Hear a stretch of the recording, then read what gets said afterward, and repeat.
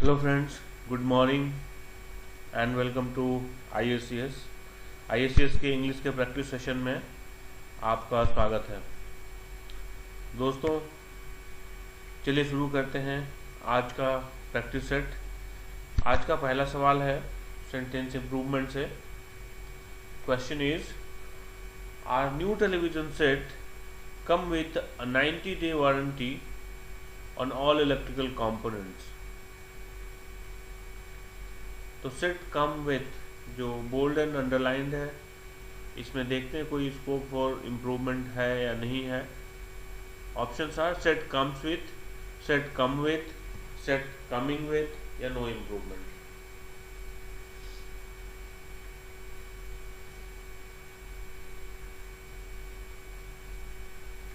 तो दोस्तों, चलिए देखते हैं इसका आंसर क्या होगा।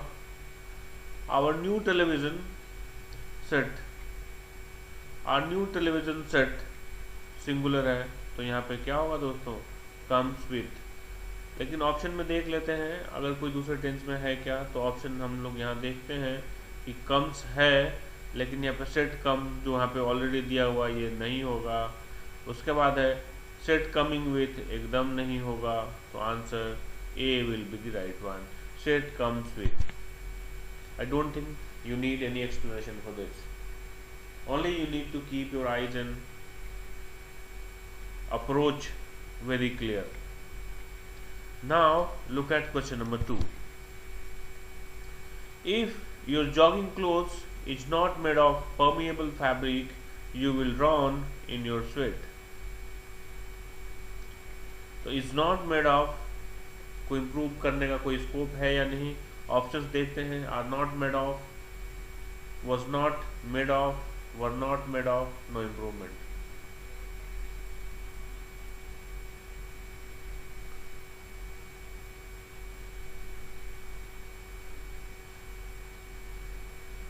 दोस्तों, चलिए देखते हैं एक सेंटेंस जो है क्या है। ये एक कंडीशनल क्लॉज है, और ये कंडीशनल क्लॉज जहाँ पे कंडीशनल वर्ड अगर इफ है तो वो सेंटेंस सिंपल प्रेजेंट टेंस में होना चाहिए।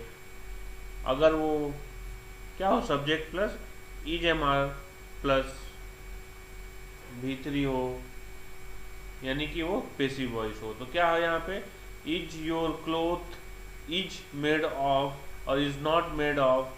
तो क्लोथ क्या है, प्लूरल है दोस्तों, तो यहाँ पे क्या हो जाएगा, आर हो जाएगा, यानी कि answer would be option number A. Guys, if you have any sort of issue, don't hesitate to ask any sort of question, any doubt. And guys, as far as this conditional sentences are concerned, we have a separate video for this. I think 3 or 4 videos are there in the channel. So please, अगर आपने subscribe नहीं किया है तो subscribe कर लीजिए। और आप सेंटेंस कंडीशनल सेंटेंस करके एक ऑलरेडी वहाँ पे फोल्डर है, उस फोल्डर में जाइए और वहाँ आपको पूरा वीडियो दिख जाएगा। जितने भी रूल्स हैं वो सारे रूल्स वहाँ पे अवेलेबल हैं, और प्रैक्टिस सेट भी है दोस्तों वहाँ पे। तो please go through it if you want to revise it, if you have any sort of doubt with it. And if you don't want that also, do come back to me, put your comment in the comment box. I will always be available for you to sort out your issues. So now look at question number 4. After my interview by the selection panel was waiting for a response, but they did not revert. Options are I was waiting, I am waiting, I waits.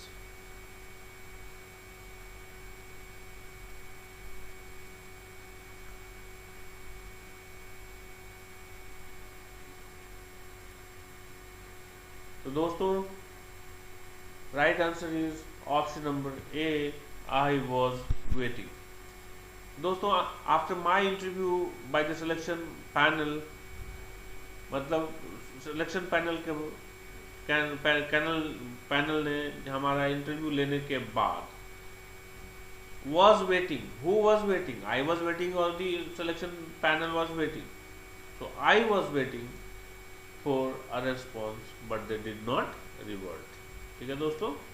और एक चीज याद रखिएगा, revert के साथ कभी back नहीं लगाया जाता है, याद रखिएगा। अभी मैं इसलिए बता रहा हूँ कि अभी ज़्यादा याद, रिवर्ट बैक भी बहुत लोग कहते हैं, रिवर्ट बैक के साथ बैक नहीं लगाया जाता है, इसलिए नहीं लगाया जाता है कि वो सुपरफ्लुअस हो जाता है। रिवर्ट का मतलब ही होता है come back. Okay, so friends, now look at question number 4. Every one section of the society is feeling the pinch of rising prices and corruption.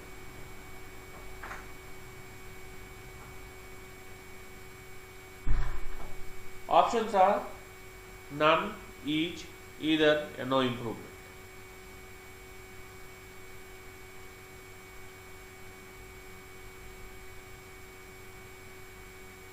तो दोस्तों एवरी वन सेक्शन नहीं होगा। एवरी वन क्या है, एक नाउन या कहे pronoun की तरह इस्तेमाल, या नाउन ही है एवरी वन, उसकी तरह इस्तेमाल किया जा रहा है। तो दोस्तों यहाँ पे सब्जेक्ट की यानी कि प्रोनाउन की तरह यहाँ पे एवरी वन इस्तेमाल हो रहा है। और यहाँ पे सेक्शन क्या है, एक दूसरा ही नाउन है सेक्शन। तो यहाँ पे हम लोगों को क्या लगाना पड़ेगा, ईच लगा दे। ठीक है दोस्तों, ईच लगाइए तो क्या होगा, each section of the society is feeling the pinch of rising prices and corruption. इधर हम लगा नहीं सकते दोस्तों, इसलिए कि हमेशा इधर दो के लिए ही लगाया जाता है, क्योंकि यहाँ पे ये क्या है, अफर्मेटिव सेंटेंस है, सेंटेंस अफर्मेटिव है तो नन लगा नहीं सकते दोस्तों। तो answer would be option number B. Now look at question number 5. Again from sentence improvement, you won't tell them what has helped, wouldn't you?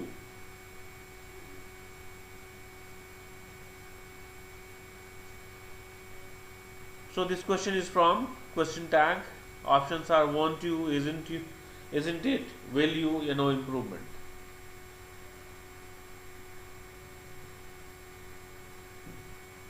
तो दोस्तों देख लीजिए यहाँ पे you won't है, ये वॉन्ट है तो इधर क्या हो जाएगा, विल होगा दोस्तों, और यू हो जाएगा तो विल यू हो जाएगा दोस्तों। यहाँ पे आपको पता है विल यू। अगर इधर नेगेटिव होता है तो इधर क्या होगा, अफर्मेटिव होगा, विल यू हो जाएगा। तो answer would be option number C. Now look at question number 6. This question is from common error and the question is, I asked her when she intends to pay back my money.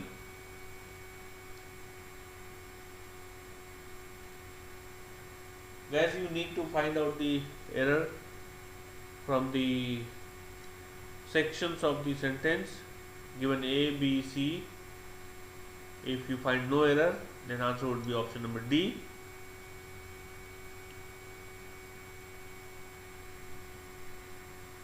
So friend, this question is from narration. I asked her, क्या है ये, reporting verb है, उसके बाद WH word है when, जो कि किसकी तरह काम कर रहा है दोस्तों, कंजंक्शन की तरह काम करेगा। अगर WH वर्ड हो और सेंटेंस इंटरोगेटिव हो तो WH वर्ड दैट के बदले लगाया जाता है, और आगे सेंटेंस को हम लोग अफर्मेटिव कर दिया जाता है।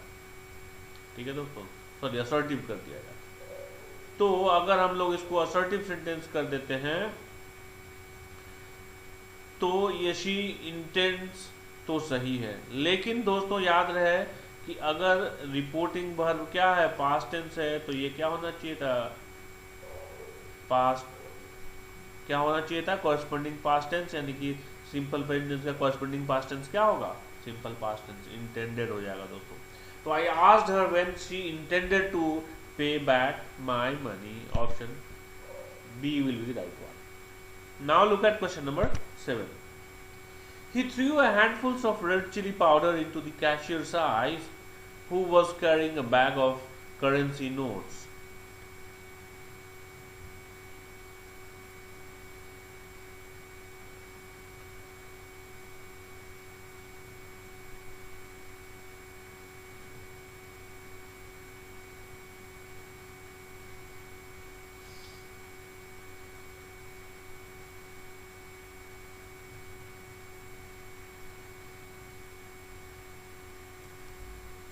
दोस्तों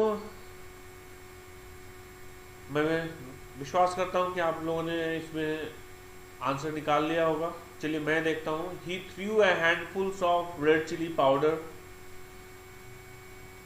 into the cashier's eyes who was carrying a bag of currency notes। दोस्तों इसमें देखते हैं हु जो एंटीसीडेंट है, जो रिलेटिव प्रोनाउन है एक, वो किसके लिए आया है? कैशियर के आइज के लिए आया है या फिर कैशियर के लिए आया है? दोस्तों कैशियर आइज के लिए नहीं आया है, कैशियर के लिए आया है। कैशियर की आइज नहीं। Who was carrying a bag? Cashier was carrying a bag of currency notes, not cashier eyes was carrying a bag of currency notes. तो इस केस में हमें क्या करना होगा? कैशियर्स आइज को हमको क्या बनाना पड़ेगा? आइज ऑफ कैशियर कर देंगे। अगर हम क्या कर दें दोस्तों? आइज ऑफ कैशियर,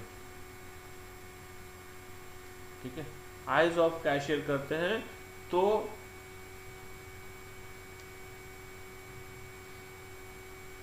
ये प्रॉब्लम सॉल्व हो जाता है। तो answer would be option number B, जहां पे कैशियर्स आइज को हम लोग आइज ऑफ कैशियर कर दें तो it will be okay. So answer would be option number B, जहां पे कैशियर्स आइज को आइज ऑफ कैशियर करेंगे। Now look at question number 8। When the chief minister entered his office, he found some files lying on his table.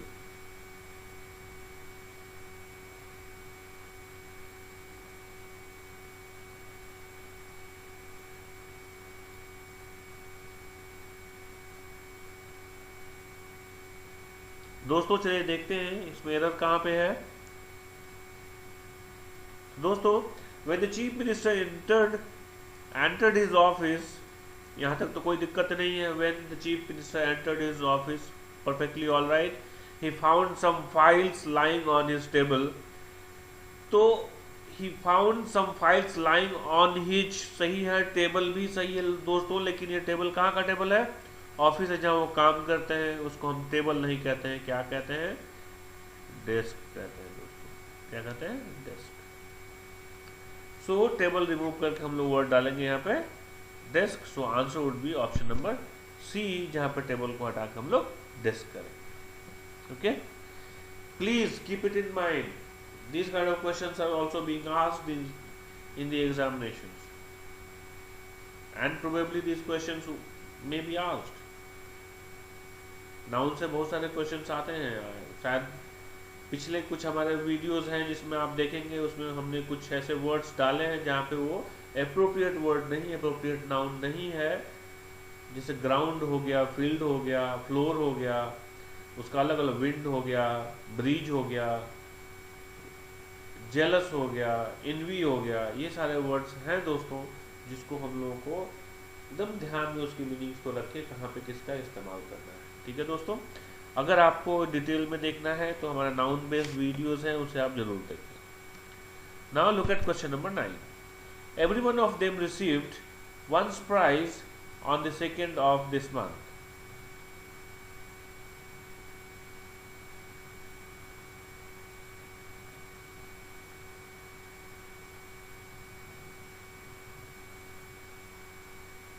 दोस्तों चलिए देखते हैं इसका answer क्या होगा। I hope you guys must have done it correctly. Guys remember, if the subject is everyone, so possessive case will be his, not one's। अगर one होता सिर्फ तो यहाँ पे वंस होता है दोस्तों, लेकिन एवरीवन है तो यहाँ पे हिज होगा। Okay, so answer would be option number B, जहाँ पे वंस प्राइस को हम लोग हिज प्राइस से रिप्लेस करेंगे। Now look at question number 10। William Shakespeare is someone who I have always admired in my life।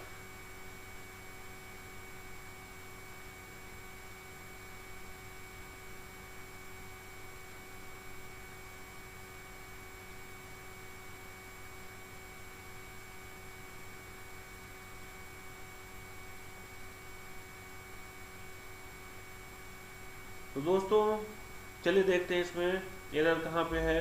तो William Shakespeare is someone, यहाँ तक कोई दिक्कत नहीं है। Who I have always admired in my life. Admired in my life, अगर ये have वहाँ पे है तो यहाँ भी3 लगेगा ही दोस्तों, तो इसमें कोई दिक्कत नहीं है। यहाँ पे हैव है तो यहाँ भी3 लगेगा। अब बचता है हम लोग को देखना कि हु जो है किसके लिए आया है। हु यदि सब्जेक्ट है तो इसका वर्ब कहाँ है, नहीं है। हु अगर सब्जेक्ट की तरह है तो ये कहाँ है, हु किसके लिए आया है, विलियम शेक्सपियर के लिए हु।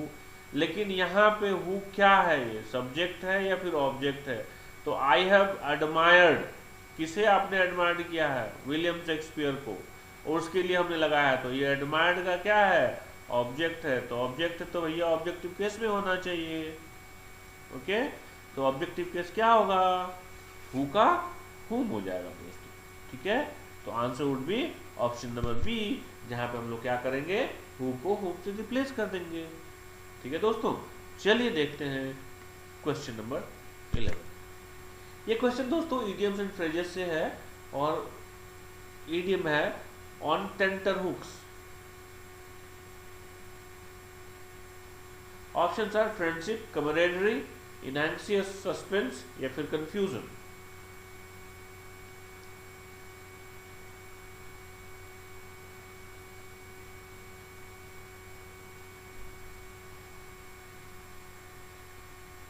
दोस्तों ऑन द टेंटर हुक का मतलब क्या होता है, तो ऑन द टेंटर हुक का मतलब होता है स्टेट ऑफ,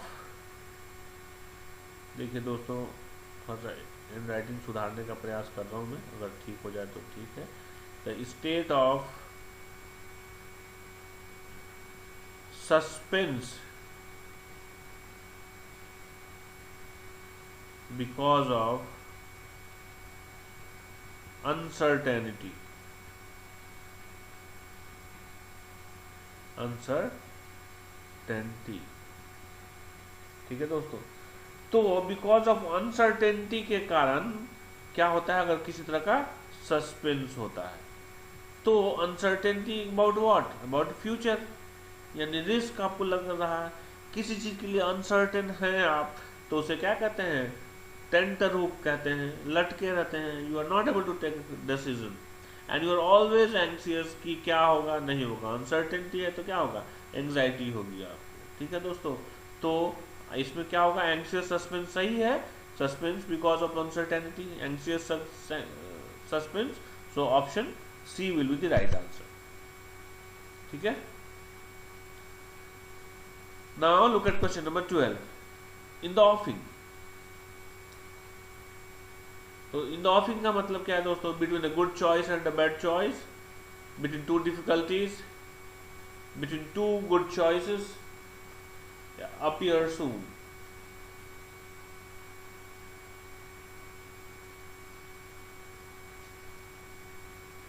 दोस्तों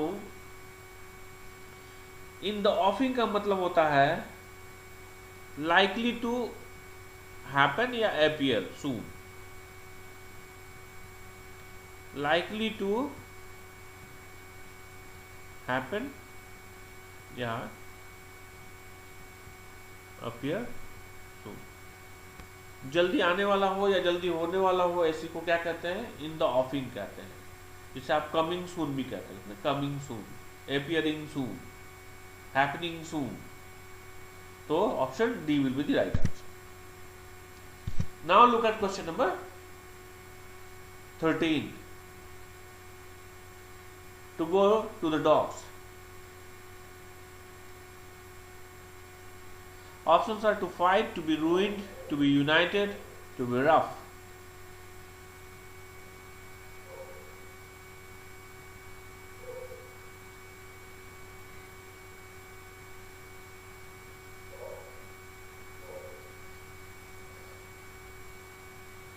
तो friends, if you want somebody to go to the dogs का मतलब होता है if you want him to be ruined, you want him to be spoiled, मतलब बर्बाद होने देना चाहते हैं। if somebody goes to the dogs मतलब he is ready to be ruined। ठीक है दोस्तों, तो इसका क्या होगा option, to be ruined, option number B. दोस्तों मैंने पहले भी आपको कहा है कि अगर if you want to Get by heart the idioms and phrases. Please make them your favorite and make a sentence using the idioms and phrases. Okay. Now look at question number 14. Again from idioms and phrases. Very ambitious people do not like to rest on their laurels. Options are to be unhappy, to be motivated, to be impatient, to be complacent. तो to rest on their laurels का मतलब हो गया कि अगर पहले कभी उन्होंने कोई ख्याति प्राप्त की है, पहले कोई उपलब्धि प्राप्त की है, तो उसी के भरोसे रहते हैं, रहना मतलब कहा जाता है to rest on their laurels. लेकिन इस क्वेश्चन में क्या कर रहा है, very ambitious people do not like, मतलब जो बहुत एम्बिशियस होते हैं वो अपने पुरानी उपलब्धियों पर भरोसा करके स्थिर नहीं बैठते हैं। ठीक है, तो इसका मतलब क्या हुआ, कॉम्प्लेसेंट नहीं होते हैं, संतुष्ट नहीं होते हैं। ठीक है, तो टू बी कॉम्प्लेसेंट हो गया, to rest on their laurels का मतलब हो गया to be complacent. So answer would be option number D. Words are very happy, very easy, unhappy, motivated, impatient, बहुत अच्छी तरह से आप जानते होंगे। Now look at question number 15। This question is from spelling test.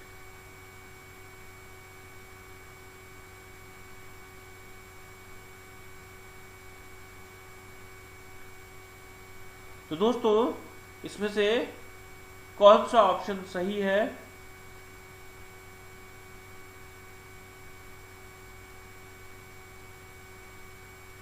तो दोस्तों एबोमिनेबल होता है, ना कि एबोनीमेबल या एबामिनेबल या एबानीमेबल। ठीक है दोस्तों, तो option B is the right one, जहां पे क्या होता है, एबोमिनेबल होता है, और एबोमिनेबल का मतलब होता है वेरी बैड। क्या होता है दोस्तों, वेरी बैड या शॉकिंग।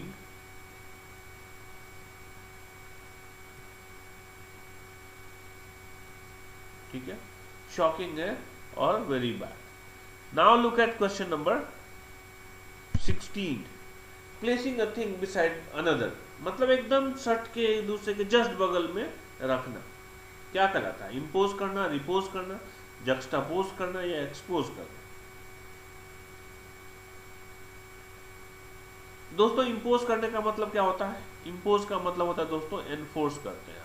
कड़ाई से कोई भी चीज लागू करते हैं तो क्या कहते हैं, उसको एनफोर्स कहते हैं। रिपोज का मतलब होता है टू टेक रेस्ट,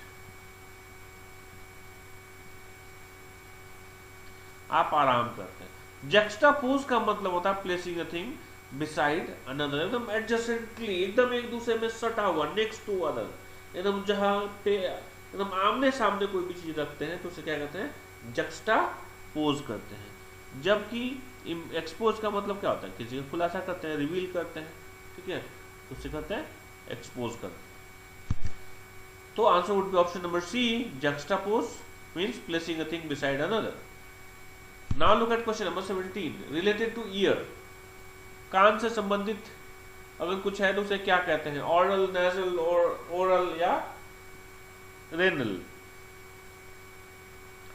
तो दोस्तों कान से रिलेटेड जो होता है उसे क्या कहते हैं, ऑरल कहते हैं, ऑरल। ऑप्शन नंबर ए, या इसे आप अगर इसको ऑडिटरी भी कह सकते हैं, ऑडिटरी, ऑडिटरी।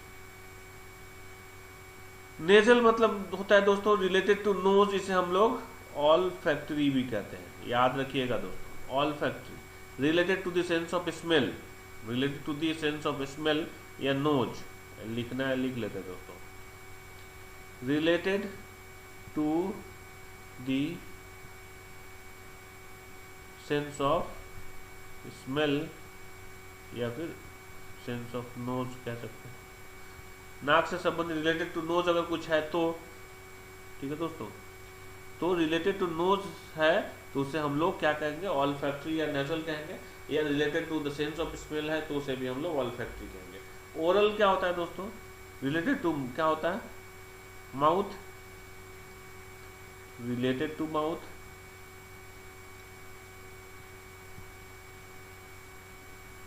इसे कभी कभी बक्कल कैविटी कहते हैं, बक्कल भी कहते हैं। रीनल का मतलब होता है किडनी से रिलेटेड, रिलेटेड टू किडनी। ठीक है दोस्तों, तो रिलेटेड टू किडनी है तो उसे रीनल कहेंगे। अगर माउथ है तो ओरल होगा, नोज है तो नेजल होगा, अगर ईयर है तो क्या होगा, ऑरल होगा। ठीक है दोस्तों, और इसका दूसरा भी, ऑरल का दूसरा ऑडिटरी, नेजल का olfactory. Now look at question number 18। This is from antonyms, we need to find out the opposite meaning words. Enigmatic का ऑप्शन है सिंपल, रेटिसेंट, प्लेन या नर्वस।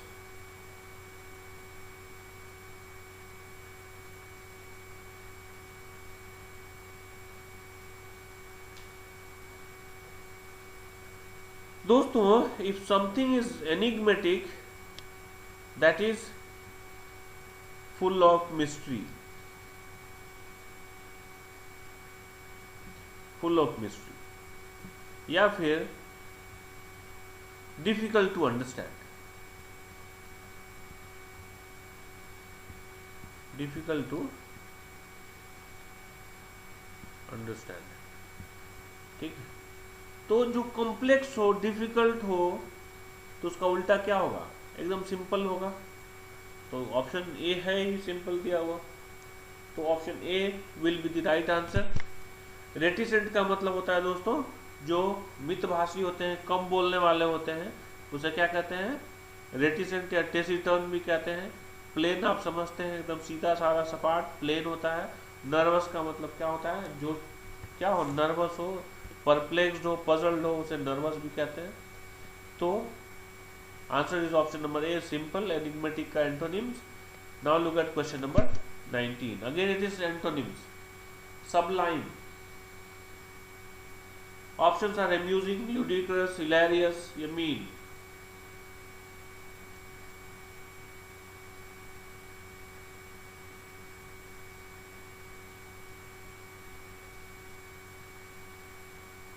दोस्तों, सबलाइम का मतलब क्या होता है, सबलाइम का मतलब होता है जब कोई भी चीज का में क्या हो, असेंड हो, ऊपर हो, ऊंचाई हो, बेहतर हो, या फिर इसको आप सबलाइम करने के बाद वेरी ब्यूटीफुल भी कह सकते हैं, वेरी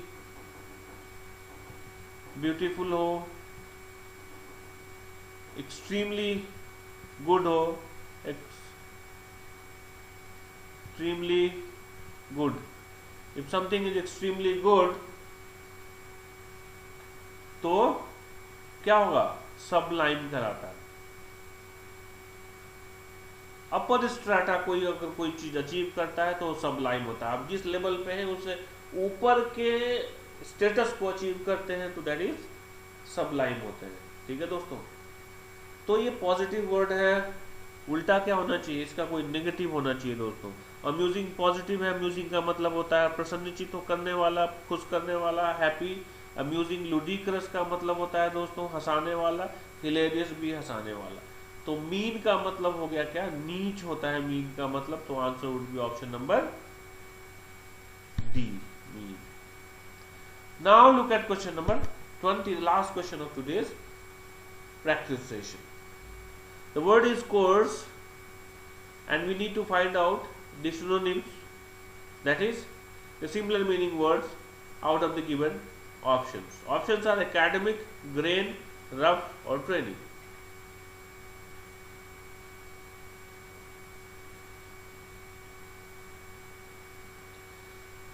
तो कोर्स का मतलब क्या होता है,